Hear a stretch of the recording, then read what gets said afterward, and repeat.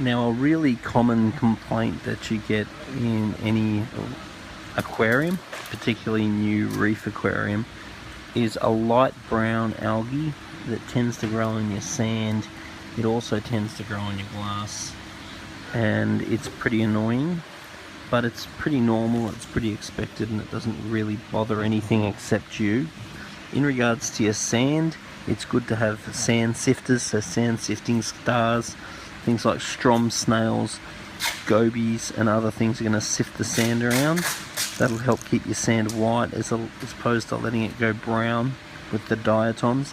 The diatoms will also grow on your glass, so when you are going to clean the diatoms off your glass, you do want to understand that they're a unicellular algae, which means if you just go and wipe them off with like a magnet cleaner, it will just float around and then reattach.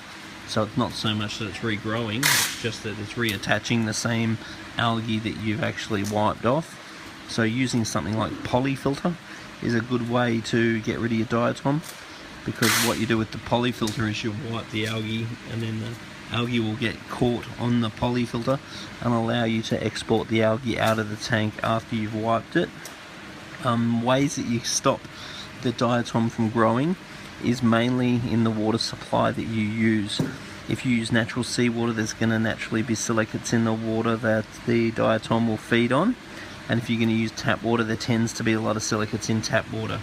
So if you use RO water instead of tap water for your top-ups, then you tend to get less diatom.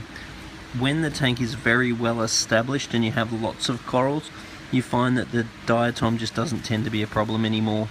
And the reason why that's the case is that the silicates that come into the aquarium tend to get used by the corals. If you don't have many corals and you don't have any alternative for those silicates that get used up, then you're going to grow diatom algae. There are also various animals that eat diatom algae, so making sure you have plenty of scavenging snails and blennies and tangs and all the rest of it to graze on the surfaces, and some of the diatom will also get consumed in that manner. So anyway, if you think I missed anything else on this little spiel on diatoms, then put a little note on the bottom of this video.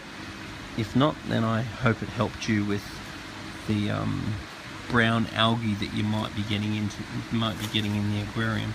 So the other two very obvious considerations is nitrate and phosphate. So in all senses it's worth controlling and lowering your nitrate and phosphate, but the diatom seems to be mainly silicate based, because nitrate and phosphate tends to cause other algae like green algae.